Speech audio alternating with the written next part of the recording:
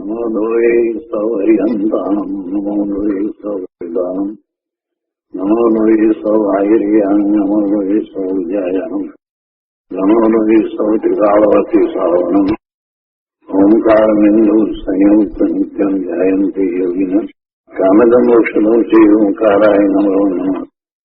મંગલમ ભગવાન મંગલમ કુટુંબી મંગલમ કુંડારી જૈન્દ્રમોષ મંગલમ નમઃ સમય સાધાય સ્વાનુભૂત્યા ચકાસ્તે ચિત્તવાય ભવાય સર્વરામા. પંચાસ્તિકાય ભગવાન કુમકુંદાચાર્ય રચિત પંચાસ્તિકાય તથા ભગવાન અમૃતચંદ્રાચાર્ય રચિત પંચાસ્તિકાયની ટીકા સમય વ્યાખ્યા એનો સ્વાધ્યાય ચાલે છે. એમાં આપણે 33મી ગાથાનો સ્વાધ્યાય કરી રહ્યા છીએ. 33મી ગાથા એનો અન્વયાર્થ અને ટીકા કર્યા છે અને ભાવાર્થનું આપણે વાંચન કર્યું છે. તો ભાવાર્થથી સહેજ ફરીથી આગળ સ્વાધ્યાય શરૂ કરીએ છીએ. મૂળ ગાથામાં એમ કહ્યું, 33મી ગાથાની અંદર મૂળ વાત એ રીતે આવી કે આ આત્મા એ શરીર પ્રમાણ હોય છે, તો એ શરીર પ્રમાણ વખતે જુદા જુદા શરીર સાથે રહેવાનું થાય તો એનો વિસ્તાર અને સંકોચન કઈ રીતે થાય છે એ દ્રષ્ટાંત દ્વારા સમજાવવામાં આવ્યું છે. એટલે એમ કહ્યું કે જેમ પદ્મરાગ રત્ન જેની પ્રભા હોય છે, જેનો ઉજાસ હોય છે, એને જ્યારે દૂધમાં રાખવામાં આવ્યું હોય તો એ જેટલું દૂધ છે એને પ્રકાશે છે, તેવી રીતે દેહી જીવ દેહમાં રહ્યો થકો સ્વદેહ પ્રમાણ પ્રકાશે છે. એટલે નાનો મોટો જે રીતે દેહ છે એ દેહમાં એમ વ્યાપે છે. એ વાત અહીંયા ઉદાહરણ દ્વારા દ્રષ્ટાંત દ્વારા સમજાવવામાં આવી. ભાવાર્થમાં અહીંયા કહે છે, એક આખું વાક્ય છે ભાવાર્થનું, એક જ વાક્યની અંદર બધી વાત સાથે સમાવી લીધી છે. એને સહેજ જુદી જુદી કરી અને આપણે સમજીએ. ભાવાર્થમાં કહે છે કે 3 લોક અને 3 કાળના સમસ્ત દ્રવ્ય ગુણ પર્યાયોને એક સમયે પ્રકાશવામાં સમર્થ. કોણ છે આવું સમર્થ? 3 લોક અને 3 કાળના સમસ્ત દ્રવ્ય ગુણ પર્યાયોને એક સમયે પ્રકાશવામાં સમર્થ. આ તો જેમને કેવળ જ્ઞાન થયું છે એમની વાત છે. અહીંયા તો સિદ્ધની વાત લેવી છે. તો સિદ્ધ ભગવાન એવા સમર્થ છે. તો કે છે કે એવા વિશુદ્ધ દર્શન જ્ઞાન સ્વભાવ વાળા ચૈતન્ય ચમત્કાર માત્ર શુદ્ધ જીવાસ્તિકાય. એ શુદ્ધ જીવાસ્તિકાય છે. સિદ્ધ ભગવાન શુદ્ધ જીવાસ્તિકાય છે. અને કેવા છે? તો કે છે કે 3 લોક અને 3 કાળના સમસ્ત દ્રવ્ય ગુણ પર્યાયોને એક સમયે પ્રકાશવામાં સમર્થ. એટલે બધાને એ જાણે છે, એક સમયમાં ઉપર જાણે છે અને બધાને જાણે છે, તો એને પ્રસિદ્ધ કરે છે. એટલે એમનું જ્ઞાન અને બીજા અનંત ગુણ બધાની વ્યક્તતા પૂર્ણપણે થઈ ગઈ છે. એવા વિશુદ્ધ દર્શન જ્ઞાન સ્વભાવ વાળા ચૈતન્ય ચમત્કાર માત્ર શુદ્ધ જીવાસ્તિકાય એવા સિદ્ધ ભગવાન. તો કહે છે કે એવા શુદ્ધ જીવાસ્તિકાયથી વિલક્ષણ, એનાથી વિપરીત, જુદા. શું છે એનાથી વિપરીત? એનાથી વિપરીત જે આ જીવ છે એ કેવા છે?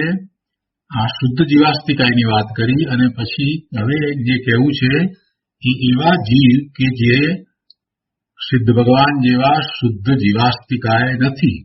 એટલે કહે છે કે એવા શુદ્ધ જીવાસ્તિકાયથી વિલક્ષણ, મિથ્યાત્વ રાગ આદિ વિકલ્પો વડે ઉપાર્જિત જે શરીર નામ કર્મ તેનાથી જનિત, અર્થાત તે શરીર નામ કર્મનો ઉદય જેમાં નિમિત્ત છે એવા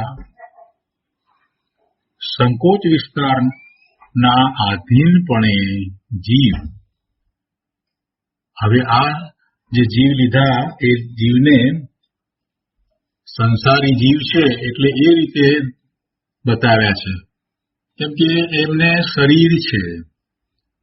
સિદ્ધને શરીર હોતું નથી, શરીર છે અને વળી એ શરીરના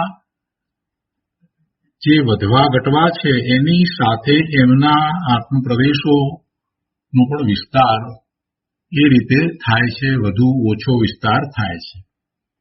એટલે અહીંયા એમ કહ્યું કે એને આધીન મિથ્યાત્વ, રાગ, દ્વેષ આદિ વિકલ્પો વડે ઉપાર્જિત શરીર નામ કર્મ.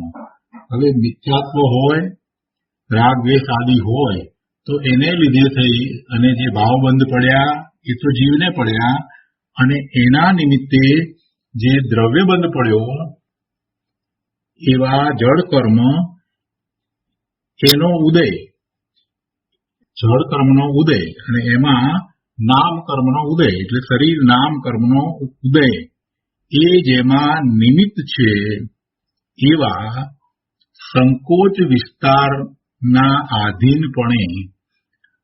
હવે શરીર તો ખરેખર નિમિત્ત છે, સંકોચ વિસ્તાર આ જે સંસારી જીવ છે એના આત્મપ્રદેશોનો થાય છે એમાં શરીર તો નિમિત્ત છે. શરીર મોટું છે કે નાનું છે એ તો ખરેખર નિમિત્ત છે. શરીર તો જળ છે, એ એના પોતાના કારણે નાનું મોટું થાય છે, એમાં પૂતગળ પરમાણુઓનું આવવું જવું એ બધું એનું છે, એટલે એ તો ખરેખર નિમિત્ત છે. પણ છતાંય કે છે કે જેમાં શરીર નામ કર્મનો ઉદય નિમિત્ત છે એવા સંકોચ વિસ્તારના આધીનપણે રહેલા આ જીવ, સંસારી જીવ છે ને, એટલે એ સંકોચ વિસ્તાર એના આત્મપ્રદેશોનો થાય છે.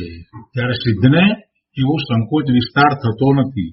તો જેને આવો સંકોચ વિસ્તાર થાય છે તો એ સંકોચ વિસ્તાર કોને કારણે થાય છે એ અહીંયા દર્શાવવું હતું, એટલે એ રીતે લેવામાં આવ્યું કે શુદ્ધ જીવાસ્તિકાયથી વિલક્ષણ મિથ્યાત્વ, રાગ આદિ વિકલ્પો વડે ઉપાર્જિત જે શરીર નામ કર્મ તેનાથી જનિત, અર્થાત તે શરીર નામ કર્મનો ઉદય જેમાં નિમિત્ત છે એવા સંકોચ વિસ્તારના આધીનપણે જીવ સર્વોત્કૃષ્ટ અવગાએ પરિણમતો થકો સહસ્ત્ર યોજન પ્રમાણ મહામચ્છના શરીરમાં વ્યાપે છે. એમ વિસ્તાર એનો થાય છે એટલે એ સંકોચ વિસ્તારમાં એને સર્વોત્કૃષ્ટ અવગાના કેટલી થાય, એનો વિસ્તાર કેટલો થાય તો કે સહસ્ત્ર યોજન પ્રમાણ મહામચ્છના શરીરમાં વ્યાપે છે.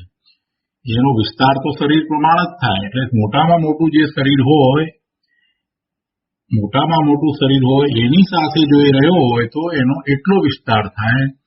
તો કે છે કે સહસ્ત્ર યોજન પ્રમાણ મહામચ્છ, 1000 યોજનનો મોટો મચ્છ, તો એવડું એનું શરીર છે. તો એ શરીરમાં જાય છે તો એનો એટલો વિસ્તાર થાય છે.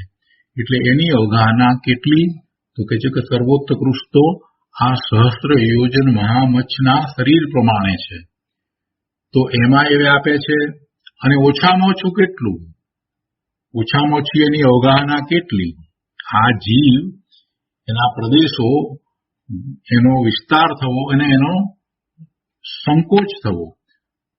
પ્રદેશ અપેક્ષાએ તો અસંખ્ય પ્રદેશ પ્રમાણ જ છે, પણ છતાંય એ વિસ્તરવું અને સંકોચ પામવું. તો વિસ્તારની અપેક્ષાએ કહું તો મોટામાં મોટું કદ કેટલું થાય છે એની વાત અહીંયા લીધી છે. શરીરને આધીન છે તો કહે છે કે સંકોચ વિસ્તાર એ સર્વોત્કૃષ્ટ અવગાએ પરિણમતો થકો સહસ્ત્ર યોજન પ્રમાણ મહામચ્છના શરીરમાં વ્યાપે છે. અને જઘન અવગાએ પરિણમતો થકો ઉત્સેદ ઘનાંગુલના અસંખ્યમાં ભાગ જેવડા લબ્ધ પર્યાપ્ત સૂક્ષ્મ નિગોદના શરીરમાં વ્યાપે છે. નાનામાં નાનું કહે છે તો એ જઘન્ય કહ્યું ને એમાં, એટલે નાનામાં નાનું. તો એ અંગુલનો અસંખ્યાત્મો ભાગ અહીંયા કે છે એ અંગુલના અસંખ્યાતમાં ભાગ જેવડું નિગોદના જીવનું શરીર છે, તો એવડું એનું વ્યાપવું થાય છે, એટલું એનું વ્યાપવું થાય છે. જઘન્ય અવગાહે પરિણમતો થકો ઉચ્છેદ, એટલે જઘન્યમાં એ જે વધુમાં વધુ છે તે શ્રેષ્ઠ. ઉચ્છેદનો એક અર્થ થાય છે શ્રેષ્ઠ. તો કે જઘન્ય અવગાહે પરિણમતો થકો ઉચ્છેદ, એટલે જે નાનામાં નાનું એમાં નાનામાં નાનાની અપેક્ષાએ શ્રેષ્ઠ. ઉચ્છેદનો અર્થ એક અર્થ થાય છે શ્રેષ્ઠ. તો એ અપેક્ષાએ કેટલું છે તો કે ઘનાંગુલના અસંખ્યમાં ભાગ જેવડા લબ્ધ પ્રાપ્ત સૂક્ષ્મ નિગોદના શરીરમાં એ વ્યાપે છે, એટલે એ નિગોદના શરીર જેવડું છે. હવે આ અંગુલના માપ વગેરે એ તત્વાર્થ સૂત્રની અંદર એ બધું આપવામાં આવ્યું છે. કેટલું માપ હોય એ બધા માપ એમાં આપવામાં આવે છે. ત્યાંથી વધારે જાણી લેવું, કેમ કે અહીંયા તો અંગુલનો અસંખ્યાતનો ભાગ લીધો છે, એટલે અતિ સૂક્ષ્મ ભાગ લીધો છે, એટલે એટલો એનો વિસ્તાર છે, એટલું એનું કદ છે, એ અહીંયા તો જણાવવું છે. અને પછી કહે છે કે અને મધ્યમ અવગાહે પરિણમતો થકો મધ્યમ શરીરોમાં વ્યાપે છે. એટલે ભાવાર્થમાં તો આ શરીરમાં વ્યાપે છે એમ વાત લેવામાં આવી છે, કેમ કે અહીંયા વાત સમજાવી છે એ શરીરમાં રહ્યો છે, તો એ શરીરમાં રહ્યો છે ત્યારે એનું કદ જુદું જુદું હોય છે એ વાત લીધી છે. એટલે એના પ્રદેશ લોકાકાશ જેટલા જ છે, અને એ લોક પ્રમાણ થાય છે, સમુદ્ઘાત કરે છે તો લોક પ્રમાણ થાય છે, એ વાત અગાઉની ગાથામાં આવી ગઈ. એ વાત અહીંયા લેવી નથી. અહીંયા તો શરીરમાં છે તો એનો સંકોચ વિસ્તાર કઈ રીતે થાય છે અને કેટલો થાય છે એ વાત જ આ 33મી ગાથામાં તો લેવામાં આવી છે. એટલે અહીંયા એ વાત લીધી નથી કે એને સમુદ્ઘાત વખતે એ લોક પ્રમાણ થાય છે, એ વાત એટલા માટે અહીંયા નથી લીધી. કેમ કે આ તમે જોશો તો 33મી ગાથાની અંદર વાત શું કરવામાં આવી છે કે શરીરની અંદર એનો સંકોચ વિસ્તાર, શરીર સાથે રહી અને સંકોચ વિસ્તાર. એટલે ઉદાહરણ પણ ત્યાં એવું જ લેવામાં આવ્યું છે.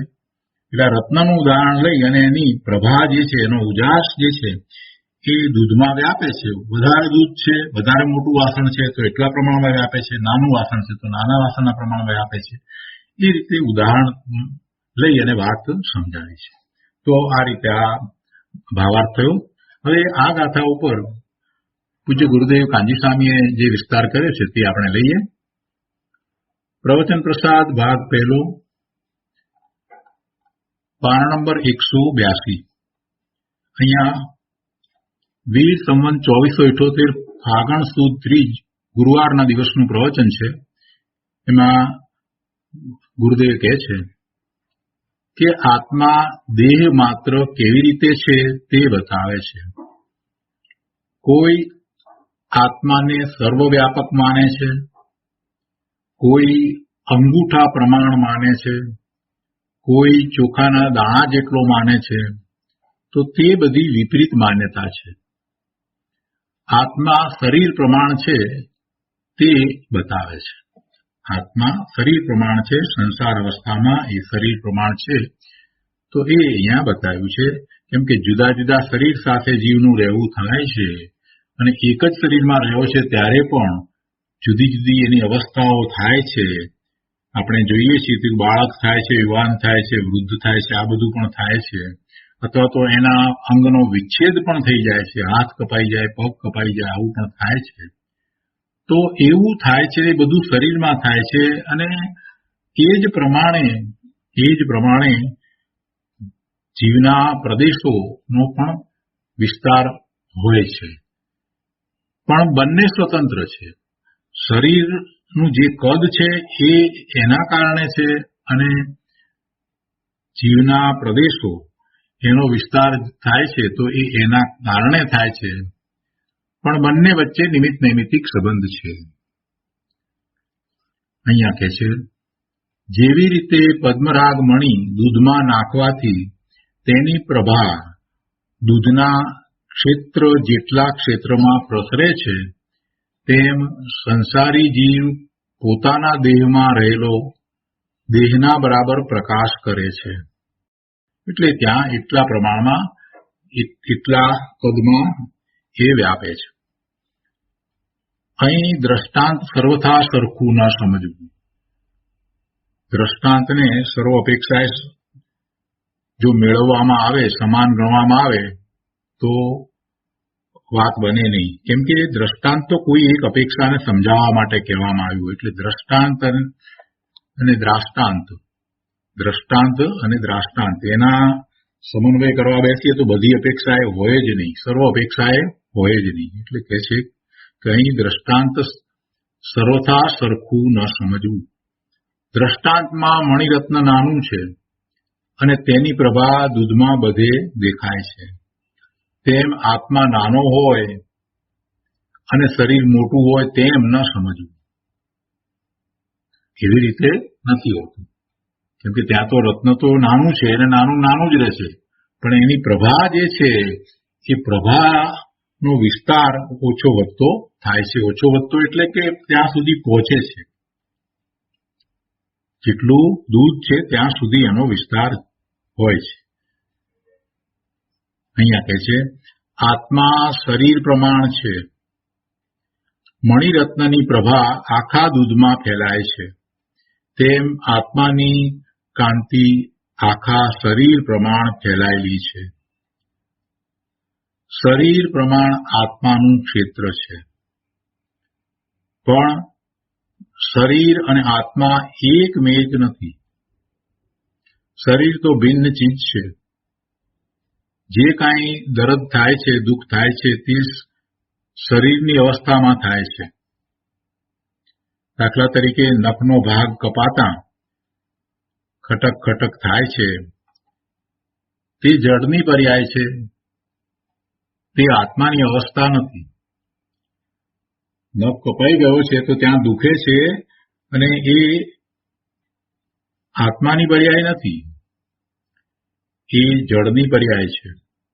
છતાં તે દર્દ મને થયું એમ અજ્ઞાની કલ્પે છે. વાસ્તવમાં ત્યાં રહેલો આત્મા, એ શરીર સાથે રહેલો આત્મા એનાથી જુદો છે, ભિન્ન છે. છતાંય અજ્ઞાન અવસ્થામાં શરીર સાથે એને એટલું બધું એકત્વ છે કે એ એમ માને છે કે આ નખ કપાયો એટલે મારું કાંઈક કપાયું અને એથી મને દુઃખ થાય છે, એમ અજ્ઞાની કલ્પે છે. ખરેખર એ કપાવવું કે રોગ થવો, જે કંઈ શરીરમાં થાય તે એ બધું દુઃખનું કારણ નથી. એ ખરેખર દુઃખનું કારણ નથી. શરીરની અવસ્થાને પોતાની માનવી, તે માન્યતામાં ખરેખર દુઃખનું કારણ સમાય છે. શરીરની જે અવસ્થા થાય એને પોતાની માને છે તો એને દુઃખ છે. શરીર સાથે જેટલું એકત્વ છે એટલું વધુ દુઃખ છે. જેટલો એ શરીરથી જુદો પડ્યો છે એટલું એ દુઃખને ઓછું અનુભવે છે. દુઃખ તો હોય છે, સમ્યક દ્રષ્ટિને પણ શરીરમાં દુઃખ હોય છે. આસાતા વેદનીય કર્મના ઉદય હોય છે ત્યારે શરીરની એવી અવસ્થા થઈ છે. પણ સમ્યક દ્રષ્ટિ છે એ હંમેશા પોતે એ શરીરથી પોતાને જુદો જાણે છે. એની દ્રષ્ટિ શરીરથી જુદી પોતાના સ્વરૂપ તરફ રહે છે. ભલે એ નિર્વિકલ્પ ધ્યાનમાં નથી તો પણ એની દ્રષ્ટિ સ્વરૂપ તરફ જ રહે છે. પોતે શરીરથી જુદો છે, ભિન્ન છે એવું ભેદ જ્ઞાન એને સતત વર્તે છે. એને વારે વારે વિકલ્પ દ્વારા એમ કરવું નથી પડતું કે હું શરીરથી જુદો, હું શરીરથી જુદો, એમ જુદા પડવું પડતું નથી. એ જુદો જ પોતાને અનુભવે છે. એટલે એને જ્યારે અસાતા વેદનીયના ઉદય છે તો એને દુઃખનો અનુભવ થાય છે. હજી શરીર સાથેનું પૂર્ણપણે એકત્વ છૂટ્યું નથી. હજી શરીર સાથેનું પૂર્ણપણે એકત્વ છૂટ્યું નથી. ચોથા ગુણસ્થાનની દશા છે. એવી દશા હોય તો ભલે એને શ્રદ્ધામાં શરીરથી પોતે જુદો છે, પોતે પોતાને અનુભવે છે તો એને આનંદનો અનુભવ થાય છે, આ બધું છે. તે છતાંય એ શરીરમાં રહેલા દુઃખને ક્યારેક પોતાપણે પણ અનુભવે છે, પણ શ્રદ્ધામાં નથી. શ્રદ્ધામાં તો એ પોતાથી જુદું છે એમ જ એ શ્રદ્ધે છે, એવી જ એની માન્યતા છે. આ અત્યારે અસાતા વેદનીનો ઉદય છે, દુઃખ છે, એમ એ કહે છે. એને વધારે આગળ વધવાનું થયું છે, એ સ્વરૂપમાં વારંવાર એ લીનતા એકાગ્રતા કરે છે, તો એવા દુઃખ તરફ એને લક્ષ જતું નથી. મુનિદશા છે તો પછી શરીરમાં જે દુઃખ થાય છે, પીડા થાય છે, તો એ તરફ એનો ઉપયોગ જતો નથી. પોતે પોતાના સ્વરૂપમાં સ્થિરતા એ વખતે પણ જાળવી રાખે છે. એટલે એ મુનિરાજની દશા એવી છે કે એને શરીર સાથેનું ઘણું એકત્વ છૂટી ગયું છે. 3 કસાય ગયા છે, એટલે એમની તો ઘણી અદભુત દશા છે. હવે શરીરમાં જે કંઈ ચાલી રહ્યું છે એનાથી ખરેખર ખૂબ જુદા પડ્યા છે. શ્રદ્ધા અપેક્ષાએ તો બંનેને બરાબર જ છે. શ્રદ્ધા તો બંનેની સમ્યક છે કે એ શરીરથી જુદા છે. એ શ્રદ્ધા તો બધાની બરાબર જ છે. સમ્યક દ્રષ્ટિ માત્રની બધાની શ્રદ્ધા એવી જ છે.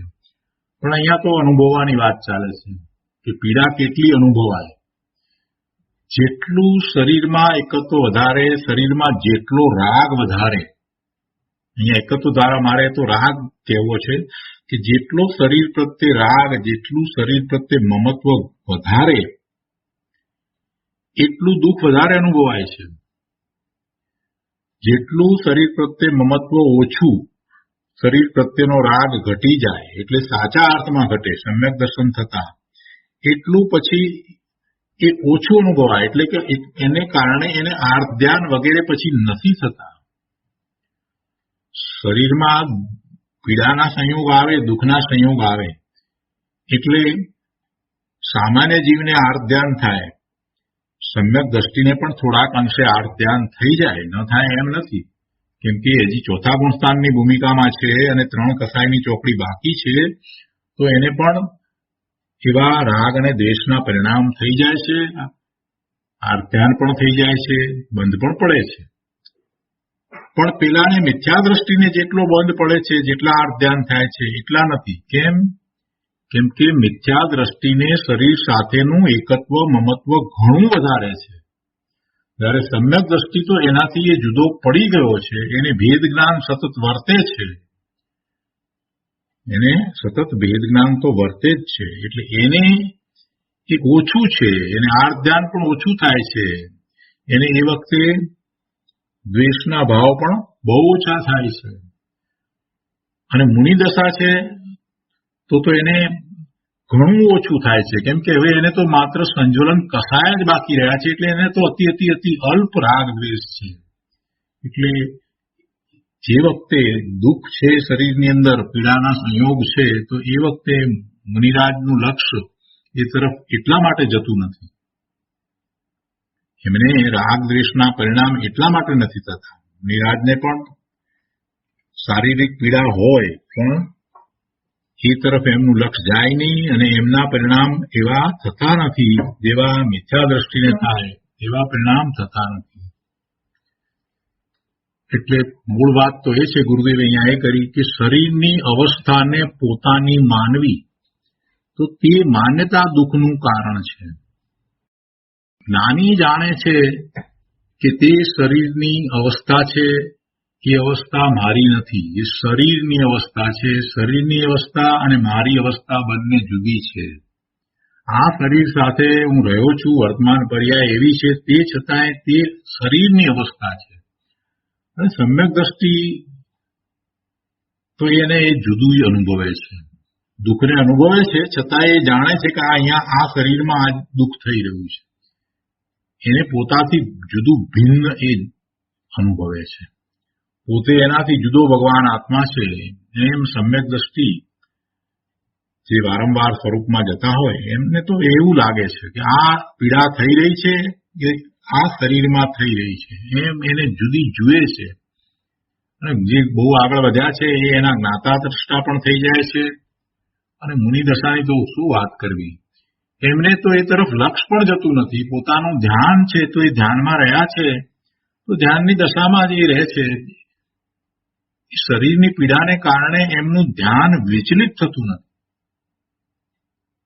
ગુરુદેવ કહે છે કે શરીરની અવસ્થાને પોતાની માનવી, શરીરમાં જે કંઈ થાય એને પોતાનું માનવું, એ માન્યતા ખરેખર દુઃખનું કારણ છે. નાની જાણે છે કે તે શરીરની અવસ્થા છે, પોતાની અવસ્થા નથી, પોતે એનાથી જુદો છે. રોગ થયો, પીડા થઈ, એ મને થતા નથી, હું તો જ્ઞાતા છું. આમ સ્વ પર પ્રકાશક જ્ઞાન સ્વભાવનું ભાન જ્ઞાનીને હોય છે, પણ જેને સ્વ પર પ્રકાશક જ્ઞાન સ્વભાવ પોતાનો અનુભવમાં આવ્યો નથી અને એને એનું ભાન નથી, તેને શરીર સાથે એકત્વ બુદ્ધિ છે અને તેને શરીરનો સંબંધ રહ્યા કરે છે. શરીરનો સંબંધ એટલે આવો સંબંધ, પોતાપણા રૂપ સંબંધ. શરીર પોતાનું, શરીરમાં જે થાય એનો કરતા પોતે, એવો જે સંબંધ છે એ સંબંધની વાત છે. બાકી શરીર સાથેનો એક સંબંધ તો કેવળી ભગવાનને પણ હોય છે. યોગ છે ને, મન વાણી કાયા ના યોગ, તો એ યોગ તો સૌથી છેલ્લે જાય છે. યોગ જેને કારણે કર્મબંધ થાય તો માત્ર પ્રકૃતિ અને પ્રદેશ બંધ થાય છે, પણ સ્થિતિ બંધ થતો નથી. માત્ર એક સમયનો જ બંધ પડે છે અને અનુભાગ બંધ પણ પડતો નથી. તો અહીંયા વાત એ ચાલે છે કે જ્ઞાનીની દશા કેવી છે. જ્ઞાનીને તો પોતાના સ્વ પર પ્રકાશક જ્ઞાનનું ભાન છે, તેથી એને શરીર સાથે એકત્વ બુદ્ધિ નથી અને એ રીતે એને શરીરનો સંબંધ નથી. જ્યારે અજ્ઞાનીને શરીરનો સંબંધ છે, એને શરીર સાથે એકત્વ બુદ્ધિ છે. જેટલી શરીર સાથે એકત્વ બુદ્ધિ, જેટલો શરીરમાં રાગ, જેટલી શરીરમાં મમતા, જેટલી શરીરની સાર સંભાળ કરવાનો બહુ જ રાગ થયા કરતો હોય, એટલું દુઃખ વધારે થશે. શરીર શરીરમાં રહેવું, શરીરમાં જે થાય છે તે પોતાથી જુદું છે અને એને પોતે માત્ર જાણે દેખે છે, એવી દશા સમ્યક દ્રષ્ટિની થઈ જાય છે. હવે અહીંયા આગળ કહે છે ભાવાર્થમાં, પદ્મરાગ નામનું રત્ન દૂધથી ભરેલા વાસણમાં નાખવામાં આવે તો તે રત્નમાં એવો ગુણ છે કે તે પોતાની પ્રભાથી સમસ્ત દૂધને પોતાની પ્રભા બરાબર પ્રકાશમાન કરે છે. આખું દૂધ એના ઉજાસથી ભરાઈ જાય છે. બીજી રીતે કહીએ તો એ ઉજાસમય આખું દૂધ થઈ જાય છે. સમસ્ત દૂધને પોતાની પ્રભા બરાબર પ્રકાશમાન કરે છે. રત્નની પ્રભા એને બરાબર પ્રકાશમાન કરે છે. રત્નની પર્યાય અને દૂધની પર્યાય ભિન્ન છે. દૂધમાં આ ઉજાસ વ્યાપ્યો, એની પ્રભા ફેલાઈ, તે છતાંય રત્નની પર્યાય જુદી ને દૂધની પર્યાય પણ જુદી. રત્નની પર્યાય એવી થઈ છે, એણે દૂધની પર્યાય બદલી છે એમ પણ નહીં. સિદ્ધાંત પ્રમાણે તો બંનેની પર્યાય જે કાળે જે થવાની હતી તે કાળે તે થાય છે એમ જ છે. કોઈ પર્યાય બીજી પર્યાયનું કાંઈ પણ કરી શકતી નથી. કોઈ પર્યાય બીજી કોઈ પર્યાયનું કારણ હોતી નથી. કોઈ બે દ્રવ્યની પર્યાય વચ્ચે કર્તા કર્મ સંબંધ હોઈ શકે નહીં. નિમિત્ત નૈમિતિક સંબંધ હોય પણ કર્તા કર્મ સંબંધ હોઈ શકે નહીં. તો કહે છે કે તે પ્રમાણે સંસારી જીવ અનાદિકાળથી વિકારથી મેલો થાય છે અને શરીર પ્રમાણે રહે છે. વિકારથી મેલો થાય છે. જળ કર્મથી એ મલિન થયો છે એમ નથી કહેતા. વિકારથી મેલો થાય છે. વિકારી ભાવ એના છે. વિકારી ભાવ કરનારો એ આત્મા છે, ચેતન છે, અને એ વિકારી ભાવથી મેલો થયો છે. સ્વભાવ ભાવથી ચ્યુત થઈ અને બહાર ગયો એટલે વિકારી ભાવે થયો. વિકારી ભાવે થયો એટલે મલિન થયો. આપણે જોઈએ છીએ ને કે બાળકો ઘરમાં રમતા હોય ત્યાં સુધી એમના કપડાં વગેરે બધું સ્વચ્છ હોય, હાથ પગ બધું સ્વચ્છ હોય, મોઢું બધું સ્વચ્છ હોય, અને ઘરમાંથી બહાર નીકળી અને ધૂળમાં રમવા જાય એટલે મેલા થાય. બહાર નીકળ્યા એટલે પછી મેલા થવાના જ છે. બહારમાં મલિનતા છે, બહારમાં મલિનતા છે એટલે એ એને લાગવાની છે, પણ બહારમાં પણ જો એને મલિનતા ન લાગે એવું કરવું હોય તો એ કરી શકે છે. એ સંભાળપૂર્વક રહે તો એને મલિનતા લાગતી નથી. એટલે વાસ્તવમાં મલિનતા બહારમાં રહી છે તે છતાં પણ એ એને કઈ ચોંટતી નથી. એ સામેથી એ મલિનતાને ચોંટાડે છે. વિકારી ભાવે તો જીવ પોતે થાય છે. બાળક બહાર નીકળીને પણ સ્વચ્છ રહી શકે છે, એવી રીતે આ જીવ સ્વભાવથી ચ્યુત થઈને બહારમાં જાય તે છતાં એને મલિન ન થવું હોય તો ન થાય. કર્મના ઉદયો ગમે તેવા હોય એ ઉદય સાથે ન જોડાવવું હોય તો ન જોડાય. પણ એ પોતે પ્રમાદ કરીને રાગ દ્વેષના ભાવે અજ્ઞાનવશ મિથ્યાત્વને કારણે એ વિકારી ભાવે થાય છે, મેલો થાય છે. કે છે કે તે પ્રમાણે સંસારી જીવ અનાદિકાળથી વિકારથી મેલો થાય છે. આ તો અનાદિથી ચાલ્યું આવે છે. અને એવો મેલો થયો એટલે એને કર્મનો બંધ થયો, ભાવ બંધ થયો અને એના નિમિત્તે જળ કર્મ પણ બંધાયા. એમાં શરીર નામ કર્મ, તો એ શરીર નામ કર્મ પણ છે અને તેથી તે શરીર સાથે રહે છે તો શરીર પ્રમાણે રહે છે. એનું જે અસ્તિત્વ છે એના પ્રદેશ પ્રમાણે જોઈએ તો અસંખ્ય પ્રદેશ પ્રમાણ એનું અસ્તિત્વ છે, પણ જેવડું શરીર છે એવડા શરીર પ્રમાણે એનું કદ થઈ જાય છે. આગળ કહે છે મિથ્યાત્વ એ જ મૂળ કસાય છે. આ વિકારથી મેલો થાય છે અને શરીર પ્રમાણે રહે છે, તો ગુરુદેવ અહીંયા કહે છે કે ભાઈ એમ થવાનું મૂળ કારણ તો મિથ્યાત્વ છે.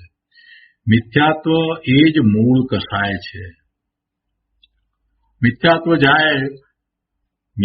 જાય, મૌનીય કર્મ જાય, સમ્યક્ત થાય, પછી જીવને ક્યાં વધુ ભવ રહે છે. મિથ્યાત્વ દૂર કરવાનું છે. મિથ્યાત્વ દૂર કરતા પછી જીવને વધુ સમય સંસાર અવસ્થા રહેતી જ નથી. એટલે મિથ્યાત્વ એ જ મૂળ દોષ છે. મિથ્યાત્વને જ કૃપાળુદેવે મોટામાં મોટું પાપ કહ્યું છે, જે અનાદિનું છે અને એક સમયમાં જાય છે. અહીંયા કહે છે ચૈતન્ય સ્વભાવની દ્રષ્ટિ ચૂકી, પોતાનો ચૈતન્ય સ્વભાવ એવા સ્વભાવની દ્રષ્ટિ ચૂકી પરનું હું કરી શકું છું. પુણ્ય રાગ નિમિત્તને પોતાના માનવા, એ બધો મિથ્યાત્વ રૂપી સંસાર છે. એક તો કર્તા ભાવ, પોતાના ચૈતન્ય સ્વભાવની દ્રષ્ટિ ચૂકીને પરનું લક્ષ કરી અને પરમાં ઇષ્ટનિષ્ઠ બુદ્ધિ કરવી, પરનું કાર્ય હું કરી શકું છું એવી મિથ્યા બુદ્ધિ, વળી પુણ્ય રાગ એના નિમિત્તને પોતાના માનવા, શુભ ભાવને પોતાનો માનવો. શુભ ભાવ જે પુણ્ય બંધનું કારણ છે, તો એ ભાવને પોતાનો માનવો એટલે પોતાને એ હિતકારી લાભકારી છે અથવા તો પોતાને એ મોક્ષનું કારણ થાય છે એમ માનવું. એ ભાવ છે તો પોતાના, પણ એ તો એવી પર્યાય છે, એ ક્ષણિક છે અને એ વખતની એવી દશા થઈ છે એટલે છે. એ પોતાના નથી. કેમ પોતાના નથી? કેમ કે પોતાનામાં કોઈ ગુણ નથી કે જેને કારણે એને એવા શુભ કે અશુભ ભાવ થાય. એટલે વાસ્તવમાં એ પુણ્યબંધના કારણરૂપ જે શુભ ભાવ છે એ તો યોગ્યતા રૂપ છે. એ કઈ પોતાના ગુણને અનુસરીને નથી. એમ આ રાગ દ્વેષ વગેરે એ બધા એ ખરેખર પોતાના નથી. એ નિમિત્ત જેને કારણે એને સંસારમાં રખડવું થાય છે, તો એને પોતાના માનવા, એ બધો મિથ્યાત્વરૂપી સંસાર છે. વિષયોમાં આનંદની કલ્પના કરવી તે ભ્રાંતિ છે. વિષયોમાં આનંદની કલ્પના કરવી, સુખની કલ્પના કરવી, શાંતિની કલ્પના કરવી એ બધી ભ્રાંતિ છે. એટલે આવી મલિનતા જીવને થાય છે, પણ એ મલિનતા દ્રવ્યમાં વ્યાપતી નથી. એ મલિનતા દ્રવ્યને વિશે થતી નથી. દ્રવ્ય તો ત્રિકાળ શુદ્ધ રહે છે. જીવ પર્યાયમાં મલિન થાય છે, મેલો થાય છે, પણ તે એક સમય પૂરતો એ પર્યાયમાં મેલો થયો, મલિન થયો છે. પર્યાયનું બદલાવું થાય છે એટલે મલિનતા એક સરખી રહેતી પણ નથી. મલિનતા પણ એક સરખી રહેતી નથી. છતાંય એ મલિનતા થયા જ કરે છે, થયા જ કરે છે, થયા જ કરે છે, પાછી જાય છે ને થાય છે, જાય છે ને થાય છે. એટલે એવો પ્રવાહ એ અનાદિનો ચાલ્યો આવે છે. એટલે ગુરુદેવ કહે છે કે જીવ પર્યાયમાં મેલો થયો છે, પણ તે એક સમય પૂરતો પર્યાયમાં થયો છે, વળી તે પ્રવાહે અનાદિથી મેલો છે. પહેલા શુદ્ધ હતો અને પછી અશુદ્ધ થયો એમ નથી. ખાણમાંથી ક્યારેય સોનાના ગાંગડા, સોનાની લગડીઓ નીકળતી નથી. સોનું એની ઓર રૂપે નીકળે, એટલે સોનું અને માટી મિશ્રિત જ હોય. એવી રીતે આ જીવ અનાદિનો કર્મની મલિનતા સહિત જ છે. એમ નથી કે પહેલા શુદ્ધ હતો અને પછી અશુદ્ધ થયો, એમ નથી. અનાદિકાળથી જુદા જુદા શરીરો ધારણ કરી સંસારમાં રખડે છે. તે શરીરોમાં આત્મા પોતાના પ્રદેશો ફેલાવીને રહે છે. તેથી શરીર પ્રમાણ આત્મા રહે છે. આગળ કહે છે, વળી જેવી રીતે રત્ન સહિત દૂધ અગ્નિના સંયોગથી ઉભરો આવતા વધે છે. આપણે દ્રષ્ટાંતમાં વાત લીધી ને કે રત્ન દૂધમાં મૂકવામાં આવ્યું છે અને એની પ્રભા આખા દૂધને ઉજાસે છે, એમાં ફેલાય છે. હવે એ દૂધને ગરમ કરવામાં આવે એટલે કે એને અગ્નિનો સંયોગ મળે તો એમાં દૂધમાં ઉભરો આવે. ઉભરો આવે એટલે વિસ્તાર દૂધનો વધ્યો. તો કે છે કે વળી જેવી રીતે રત્ન સહિત જે દૂધ છે એ અગ્નિના સંયોગથી ઉભરો આવતા વધે છે અને રત્નની પ્રભા વધે છે, એટલે કે જે ઉભરો આવ્યો છે એમાં પણ એ રત્નની પ્રભા પહોંચે છે. તથા અગ્નિનો સંયોગ ઓછો થવાથી ઉભરો બંધ થતા રત્નની પ્રભા ઘટી જાય છે. કેમ કે પેલું દૂધ જે છે એનો ઉભરો ચાલ્યો ગયો એટલે પાછું હતું એમ થયું, એટલે પ્રભા પણ એ રીતે ઘટી. તો કહે છે કે તેવી રીતે પુષ્ટિકારક આહારથી શરીર વધતું જાય છે. જો પુષ્ટિકારક આહારથી શરીર વધે છે એમ કેવું એ પણ અગ્નિથી દૂધ ગરમ થાય છે એના જેવી વાત છે. દૂધ અને અગ્નિ જુદા, અગ્નિ અને દૂધ જુદા. છતાંય આપણે એમ કહીએ છીએ કે અગ્નિથી દૂધ ગરમ થાય છે. બે જુદી વસ્તુ છે, છતાં પણ આપણે એમ કહીએ છીએ. વાસ્તવમાં દૂધ ગરમ થાય છે એ એના કારણે થાય છે, એ વખતે અગ્નિ એમાં નિમિત્ત કારણ છે. દૂધ ગરમ થવું, દૂધની અવસ્થા પલટવી, ગરમ થવી કે ઠંડી થવી એ એના કારણે છે, એમાં અગ્નિ નિમિત્ત કારણ છે. એટલે ખરેખર અગ્નિથી દૂધ ગરમ થાય છે એમ નથી, સિદ્ધાંત પ્રમાણે એમ નથી. વ્યવહારથી આપણે ઉપચારથી એમ કહીએ છીએ, કેમ કે અગ્નિનો સંયોગ થયો છે અને દૂધ ગરમ થયું છે, એટલે એ નિમિત્ત કારણ છે. એવી રીતે આ પુષ્ટિકારક આહારથી શરીર વધે, મોટું થાય કે જાડું થાય એમ કેવું એ પણ એવું જ છે. ખરેખર પુષ્ટિકારક આહારથી શરીર વધે ઘટે એમ થતું નથી. આહારના પરમાણુ જુદા અને શરીરના પરમાણુ જુદા. એટલે પુષ્ટિકારક આહારથી શરીર વધતું નથી, પણ એ એમાં નિમિત્ત કારણ છે. એટલે કહે છે કે તેવી રીતે પુષ્ટિકારક આહારથી શરીર વધતું જાય છે, તેમ તેમ શરીરમાં રહેલા આત્માના પ્રદેશો વિસ્તાર પામે છે. જેમ પેલું દૂધ ઉભરાથી વિસ્તાર પામ્યું એવી રીતે અહીંયા આ શરીર વિસ્તાર પામે છે, મોટું થાય છે, તો એની અંદર આત્માના પ્રદેશો વિસ્તાર પામે છે. ત્યાં દૂધની અંદર પેલા રત્નની પ્રભા વિસ્તાર પામતી હતી, અહીંયા શરીરની અંદર આત્માના પ્રદેશો વિસ્તાર પામે છે. અને ત્યાં જ્યારે દૂધનો ઉભરો બેસી ગયો તો એ પ્રભા ઓછી થઈ. એવી રીતે અહીંયા કોઈ જીવને પહેલા શરીર જાડું હોય અને પછી આહાર ઘટી જવાથી શરીર નાનું થાય, ઘટી જાય, પાતળું થઈ જાય, તો આત્માના પ્રદેશો એ રીતે શરીર પ્રમાણે સંકોચાઈ જાય છે. એટલે કે છે કે આહાર ઘટી જવાથી શરીર ઘટી જતા આત્માના પ્રદેશો સંકોચ પામે છે. અને આહાર ઘટી જવાથી શરીર ઘટી જતા આત્માના પ્રદેશો સંકોચ પામે છે. પણ છતાંય ખરેખર બંને જુદા છે, ભિન્ન છે. શરીર પણ જુદું છે અને આત્મા પણ જુદો છે. અને શરીરના ઘટવા વધવાનો સંબંધ, શરીરના ઘટવા કે વધવાનો સંબંધ આહાર સાથે પણ નથી. તે માત્ર એમાં નિમિત્ત કારણ છે. અહીંયા દ્રષ્ટાંતમાં પણ દૂધ ઉભરો પામે કે ઉભરો બંધ થાય તો એ પોતાના કારણે છે. અગ્નિ તો નિમિત્ત માત્ર છે. તેમ શરીરનું નાનું મોટું અથવા તો જાડું પાતળું થવું તે શરીરના કારણે છે. ખોરાક નિમિત્ત માત્ર છે, ખોરાકને કારણે નથી. શરીર પુષ્ટ થાય તો ખોરાક નિમિત્ત કહેવાય, પણ કેટલાક લોકો ઘણો ખોરાક લે છતાંય શરીર પુષ્ટ નથી થતું. એક જ ઘરમાં બે બાળકો સરખું ખાતા હોય છતાં એક જાડો હોય ને એક પાતળો હોય, આપણે જોઈએ છીએ. એટલે જાડા થવામાં જે જાડો થયો એને માટે એમ કહેવાય કે ખોરાક એનું નિમિત્ત થયું, નથી થતો એને માટે એ કહેવાતું નથી. શરીર પુષ્ટ થાય તો ખોરાક નિમિત્ત કહેવાય. અહીં શરીરના ક્ષેત્ર સાથે આત્માના ક્ષેત્રનો મેળ કેવો છે એ વાત અહીંયા તો સમજાવી છે કે શરીરનું ક્ષેત્ર વધારે છે કે નાનું છે તો એ પ્રમાણે આત્માના પ્રદેશો વિસ્તાર પામે છે કે સંકોચાય છે. એટલો નૈમિત્તિક સંબંધ અહીંયા તો બતાવવો છે.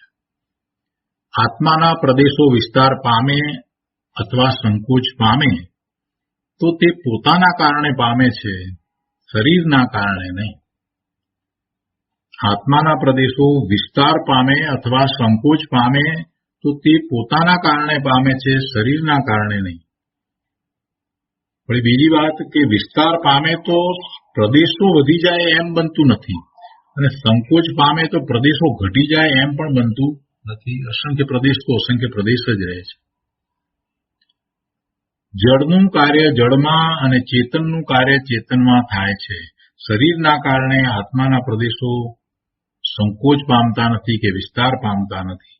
શરીરનું કાર્ય શરીરમાં થાય, શરીરનો વિકાસ થવું, જાડું થવું, પાતળું થવું એ બધું શરીરનું, અને એ પ્રમાણે આત્માના પ્રદેશોનો વિસ્તાર કે સંકોચ થાય, પણ છતાંય એ શરીરને કારણે નહીં.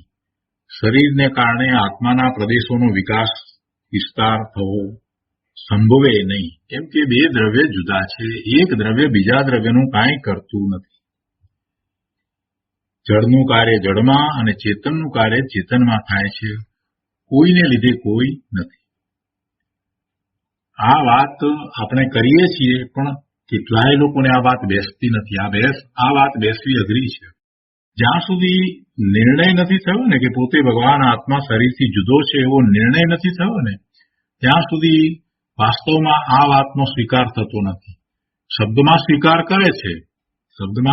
કરે છે, બોલે છે, પણ એને એવો સ્વીકાર નથી કે પોતે આ શરીરથી જુદો છે એવો એને સ્વીકાર નથી. પોતાના અસ્તિત્વને એ શરીર સહિત જ માને છે.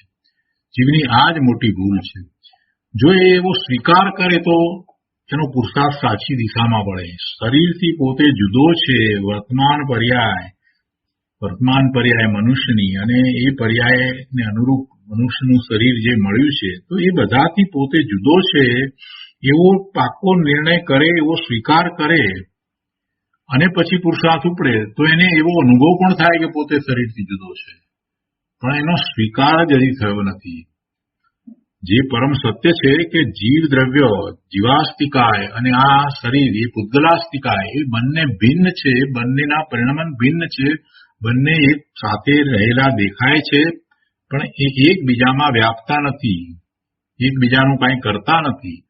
આવો ખરેખરો સાચો જેને સ્વીકાર થઈ જાય એની દ્રષ્ટિ તો આત્મા તરફ જાય છે. એટલે આ જે કહેવામાં આવ્યું જળ જળનું કાર્ય કરે, જળ જળમાં રહ્યું, જળની પર્યાય એના કારણે બદલાઈ, જીવની પર્યાય એના કારણે બદલાઈ, આ બધી વાત શાસ્ત્ર વાંચે એટલી વાર એ પણ બોલે છે અને એને ક્યાં સ્વીકાર છે? જેને સ્વીકાર થયો છે એની આખી વાત બદલાઈ ગઈ છે, એની દ્રષ્ટિ બદલાઈ જાય છે. અહીંયા કહે છે શરીરને લીધે આત્માની પહોળાઈ માનવી એ જ ભ્રમ છે. શરીરને લીધે આત્માની પહોળાઈ માનવી એ જ ભ્રમ છે. શરીરને લીધે આત્માનો એવો આકાર થયો છે એ જ ભ્રમ છે. આત્માનો કર્તા ઈશ્વર તો નથી, એ તો આપણે જૈન દર્શન પ્રમાણે માનીએ છીએ, બરાબર છે. પણ સાથે સાથે આત્માનો આકાર વગેરે બદલવા વાળું કર્મ પણ નથી. આપણે હિન્દુ માન્યતા પ્રમાણે નથી માનતા કે ભાઈ આ બધા જગતની રચના અને જીવો ને બધાને કોઈ ઈશ્વરે ઉત્પન્ન કર્યા છે, એની રચના ઈશ્વરે કરી છે, એ તો આપણે નથી માનતા. એ હિન્દુ માન્યતા છે. પણ છતાંય આપણે એના જેવું જ કંઈક માનીએ છીએ. આપણે એમ માનીએ છીએ કે કર્મ બધું કરે, કર્મને કારણે બધું થાય. એટલે કર્મને કારણે બધું થાય છે એ માન્યતા પણ ખોટી છે. એટલે ગુરુદેવ અહીંયા કહે છે કે આત્માનો કર્તા ઈશ્વર તો નથી, પણ કર્મને લીધે કે શરીરને લીધે આત્મામાં સંકોચ વિસ્તાર થાય છે એમ પણ નથી. ઈશ્વર બધું કરે, ઈશ્વર કરતા એ માન્યતા હિન્દુમાં, બીજા બધા અન્ય મતમાં, અને જૈનની અંદર ખરેખર આ કર્મને લીધે બધું થાય એવી માન્યતા જે ઘૂસી ગઈ છે ને, એ પેલી હિન્દુ માન્યતા જેવી જ છે. એ ખરેખર જૈન માન્યતા નથી, એ જીનવાણી નહીં. કર્મને કારણે બધું થાય એમ જે બોલે છે, કહે છે, એને તો જીનવાણીની ખબર જ નથી. મોટા ભાગના લોકો અત્યારે વર્તમાનમાં સંપ્રદાયોની બુદ્ધિવાળા એ એમ જ કહે છે બધું કર્મને લીધે થાય, કર્મને લીધે થાય, કર્મ નડે છે, કર્મ, બધી વાત કર્મ ઉપર જ ઢોળી દે છે.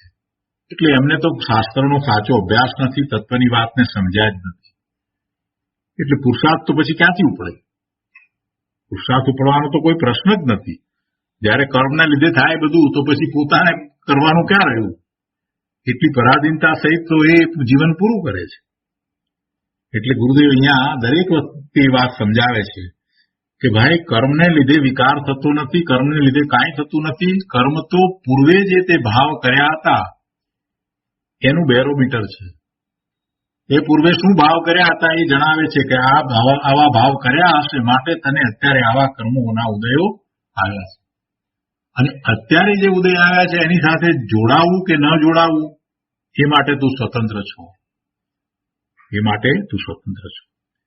આ વાત ગુરુદેવે લાવી, બીજા કોઈએ આ વાત આટલી જોરપૂર્વક ક્યારેય કરી ન હતી. ભૂતકાળમાં કેટલાક એવા વિદ્વાનો થયા, ભગવાનનો વિરહ પડ્યો તે પછીથી 1000 વર્ષ સુધી તો ઘણું બધું સારું હતું, 2000 વર્ષ થયા ત્યાં સુધી પણ કંઈક સારું હતું. પણ પછી તો ક્રમે એવું થતું ગયું, સંપ્રદાયની બુદ્ધિને કારણે થઈને લોકો શાસ્ત્રોનો અભ્યાસ કરતા અટકી ગયા. સંપ્રદાયને પોષવો છે પણ મૂળ વાત સનાતન જૈન દર્શનની વાતને લોકો ભૂલવા માંડ્યા.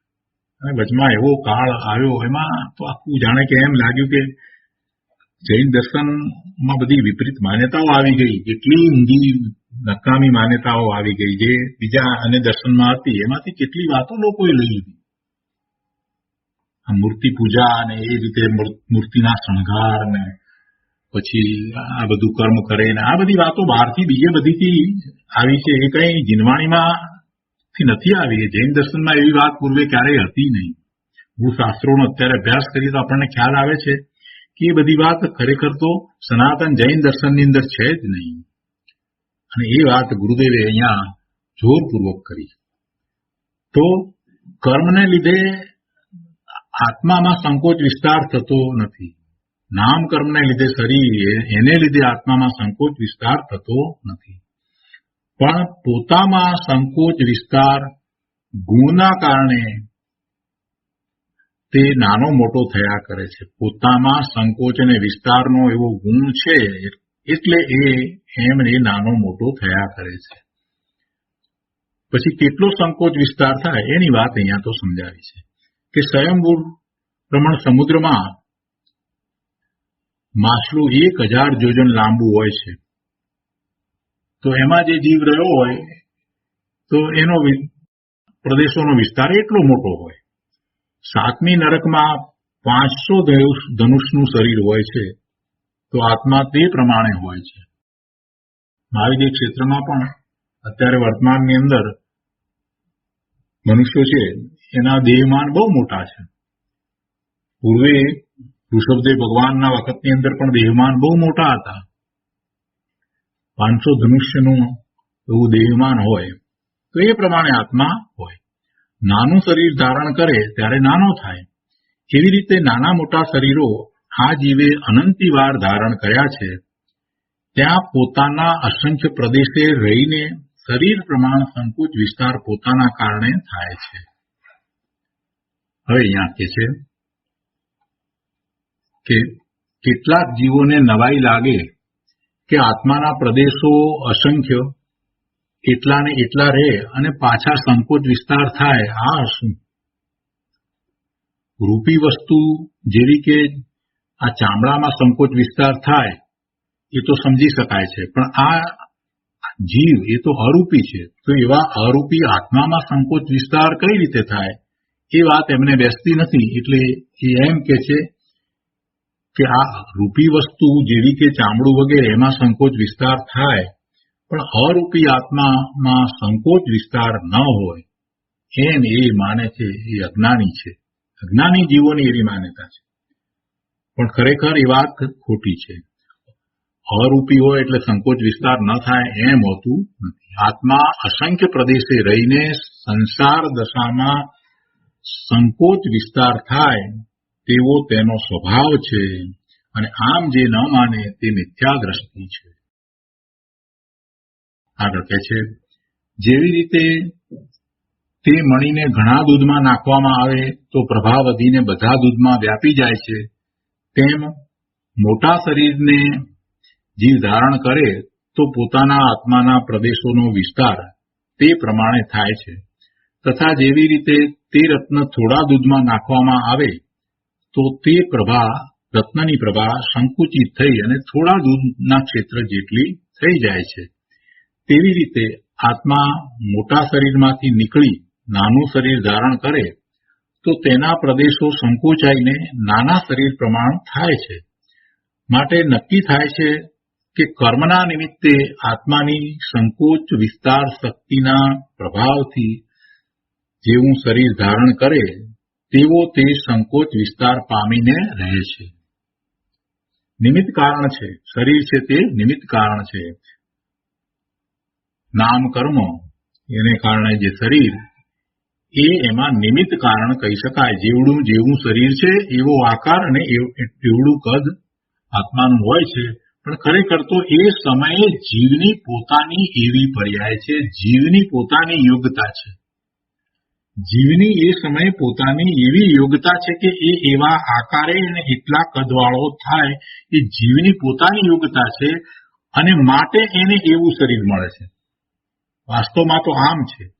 જીવને કીડી જેવડું કદ થાય, એના પ્રદેશોનું કદ જીવનું એવડું થાય અને એવો આકાર થાય, માટે એને જે શરીર હોય એ કીડીનું હોય. ખરી વાત તો એ છે. જીવે જે ભાવ કર્યા છે એ ભાવને કારણે એની જે પર્યાય થઈ છે એ પર્યાય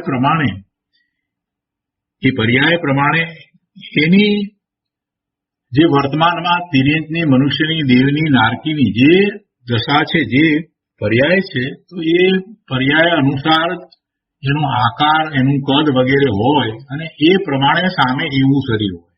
ખરી વસ્તુ તો એમ છે. શરીરને કારણે કઈ એના સંકોચ વિસ્તાર થાય એમ નથી. પહેલાથી શરીર તૈયાર હોય ને એમાં કઈ આત્મા પછી ઘૂસે અને પછી ગોઠવાઈ જાય, આવું હોતું નથી. એવું હોતું નથી. એટલે એવી કલ્પના ના કરવી કે એક વસ્તુ ખાલી પડી છે અને એની અંદર પછી કંઈક ભરી દેવામાં આવે એટલે પછી એ આકારે થઈ જાય, એમ નથી હોતું. શરીર તૈયાર છે અને પછી શરીરમાં એ ઘૂસ્યો એટલે પછી જેવડું શરીર છે એ પ્રમાણે વિસ્તાર પામ્યો, એમ નથી. ખરેખર તો જીવની જ એવી પર્યાય થાય છે. જીવની એ એની યોગ્યતા છે, એટલે એની એવી એ પર્યાય થઈ છે. એટલે સામે શરીર એવું જ હોય છે. કઈ મોટું શરીર હાથીનું તૈયાર હતું ને એમાં એ ઘૂસ્યો એમ નથી. આ માન્યતા બહુ ખોટી છે. કેટલાકને એમ છે, જયારે આપણે એમ કહીએ ને કે શરીરના નિમિત્તે એનો આકાર એવો શરીર જેવડો અને જેટલો છે, તો કેટલાક આમ માને, એમ નહીં. એ એની પોતાની યોગ્યતાથી પોતાનો આકાર, કદ બધું એ પોતાની યોગ્યતાથી એને જીવને છે. સામે પછી એવું શરીર હોય છે. એની એવી યોગ્યતા છે કે બાળક છે ત્યારે એનું કદ અને આકાર એવો છે, એની એવી યોગ્યતા છે કે યુવાન થાય જેમ જેમ જેમ જેમ શરીર મોટું વધતું થાય છે એની સાથે સાથે એની યોગ્યતા પણ એ જ રીતે હોય છે. એની યોગ્યતા એવી છે, એને પૂર્વે જે ભાવ કર્યા છે, ભાવ બંધ પડ્યા છે અને એને કારણે એની વર્તમાન પર્યાય છે એમાં આવી યોગ્યતા છે. બીજી રીતે વાતને સમજવાની જરૂર છે પ્રભુ. સ્વયંભૂ રમણ સમુદ્રમાં મગરમચ્છની ઉત્કૃષ્ટ અવગાહના 1000 જોજનની હોય છે અને જગન્ય અવગાહના અલબ્ધ પર્યાપ્ત સૂક્ષ્મ નિગોદના જીવની છે, જે એક શ્વાસમાં 18 ભાવ કરે છે. જે જીવ યથાર્થ વસ્તુ સ્વરૂપને માનતા નથી અને તત્વજ્ઞાનનો જોરથી વિરોધ કરે છે, તે ક્રમે કરીને નિગોદ દશા પ્રાપ્ત કરે છે. સમજવા જેવું તો આ છે કે કેમ એની નિગોદ દશા થાય છે, એ સમજવા જેવું છે.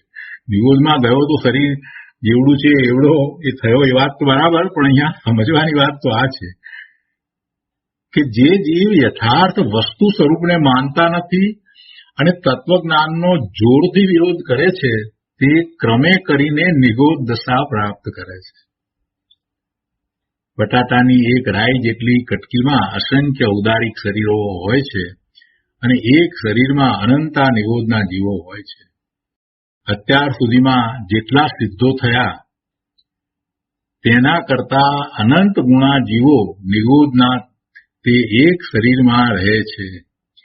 દરેક જીવે જુદા જુદા અનંત ભવો ધારણ કર્યા છે. એક ભવમાં ઘણી વિચિત્રતા દેખાય છે, તો પછી અનંતા વિચિત્ર ભવોમાં અનંતી વિચિત્રતા વીતી ગઈ છે. પણ ભલે ને એટલી બધી વિચિત્રતા થઈ, આકારમાં ને કદમાં બધું થયું, અરે એના ભાવમાં પણ બધી વિચિત્રતાઓ અનેક પ્રકારે થઈ, પણ બધું પર્યાયમાં એ બધું વીતી ગયું. દ્રવ્ય તો ત્રિકાળ અખંડ ચિદાનંદ એવું ને એવું શુદ્ધ જ છે. એટલે એ બધી વિચિત્રતાઓ વીતી ગઈ છે, પણ આત્મા અખંડ ચિદાનંદ છે તેની શ્રદ્ધા આ અજ્ઞાની જીવ કરતો નથી. જો એની શ્રદ્ધા કરે કે પોતે અખંડ ચિદાનંદ ભગવાન આત્મા છે અને એમ પુરુષાર્થ કરે તો એવી પોતાની પૂર્ણ શુદ્ધ દશાને એ પ્રગટ પણ કરી શકે છે. શરીર, કર્મ અને વિકારથી રહિત આત્મા શુદ્ધ ચિદાનંદ છે. તેની જે તીવ્ર વિરાધના કરે છે તે જીવનું જ્ઞાન રૂંધાઈ જાય છે. શરીર, કર્મ અને વિકારથી રહિત છે. કોણ? પોતે ભગવાન આત્મા શરીરથી, કર્મથી અને વિકારથી રહિત છે. શરીર આ જડ, આ કર્મ જેના ઉદયો ને કારણે સંયોગો સર્જાય છે, જે બધું એની આસપાસમાં આવે છે એ, અને એમાં એના લક્ષ્ય થતા એના શુભાશુભ ભાવ, એ બધા વિકાર, તો એ ત્રણેયથી જુદો ભગવાન આત્મા શુદ્ધ છે, ચિદાનંદ છે, જ્ઞાન, આનંદ, સુખ, શાંતિનો સાગર છે. તો એવા ભગવાન આત્માની જે તીવ્ર વિરાધના કરે છે તે જીવનું જ્ઞાન રૂંધાઈ જાય છે. જ્ઞાન સ્વભાવી ભગવાન આત્માની વિરાધના કરવાથી એનું જ્ઞાન રૂંધાઈ જાય છે. પોતાની વિરાધના કરતા પોતાની અવદશા થાય છે. પોતે પોતાને જ્ઞાન સ્વભાવી ભગવાન આત્મા માનતો નથી તો એનું જ્ઞાન રૂંધાઈ જાય છે. અને એમ કરતા આગળ વધતા વધતા તેના ફળમાં નિગોદ દશાને પ્રાપ્ત થાય છે. 2000 સાગરોપમનો ત્રસકાળ પૂરો થઈ જાય પછી પાછો એ ઇતર નિગોદમાં ચાલ્યો જાય છે. અને એને બદલે હું પૂર્ણ જ્ઞાન આનંદ છું એવા આત્માના ભાન સહિત જ્ઞાન સ્વભાવની ઉગ્ર આરાધના કરે તેને જ્ઞાનની વિકાસ દશા થઈ કેવળ જ્ઞાન પ્રગટ થાય છે. શું કહે છે? પેલાથી ઉલટું, વિપરીત. પોતાના જ્ઞાન સ્વભાવની આરાધના કેવી રીતે? તો કહે છે કે હું પૂર્ણ જ્ઞાન આનંદ છું એવા આત્માના ભાન સહિત જ્ઞાન સ્વભાવની ઉગ્ર આરાધના કરે તેને જ્ઞાનની વિકાસ દશા થઈ કેવળ જ્ઞાન થાય છે. જીવનો નિશ્ચયથી અશુદ્ધ ભાવ તે જ્ઞાનનો વિરોધ છે અને નિશ્ચયથી શુદ્ધ ભાવ તે જ્ઞાનનું આરાધન છે. જો બહુ સરસ વાત સાથે ને સાથે મૂકી છે. જીવનો નિશ્ચયથી અશુદ્ધ ભાવ તે જ્ઞાનનો વિરોધ છે, અને નિશ્ચયથી શુદ્ધ ભાવ તે જ્ઞાનનું આરાધન છે. જ્ઞાનનું આરાધન એટલે પોતાનો શુદ્ધ ભાવ છે. નિશ્ચયથી તો આમ જ છે. અશુદ્ધ ભાવ એ જ્ઞાનનો વિરોધ અને શુદ્ધ ભાવ એ જ્ઞાનનું આરાધન. બાકી 4 ગતિઓ છે તે પુણ્ય પાપની આરાધનાનું ફળ છે. 4 ગતિ છે તે પુણ્ય પાપની આરાધનાનું ફળ છે. જ્ઞાનની આરાધનાનું ફળ નથી. જ્ઞાનની આરાધનાનું ફળ તો પંચમ ગતિ છે, સિદ્ધ ગતિ છે. 4 ગતિ છે એ પુણ્ય પાપની આરાધનાનું ફળ છે. શુભાશુભ ભાવ એને કારણે 4 ગતિમાં ભ્રમણ થાય છે. જ્યારે શુદ્ધ ભાવ એ જ્ઞાનની આરાધના છે, અને એવા શુદ્ધ પોતાના સ્વરૂપની આરાધનાના ફળ રૂપે તો એને પંચમ ગતિ એટલે સિદ્ધની ગતિ પ્રાપ્ત થાય છે. ઉત્કૃષ્ટ શુભ ભાવમાં દેવગતિ, મધ્યમ શુભ ભાવમાં મનુષ્ય ગતિ, માયાના ફળમાં તિર્યંજ ગતિ અને તીવ્ર અશુભના ફળમાં નરક ગતિ મળે છે.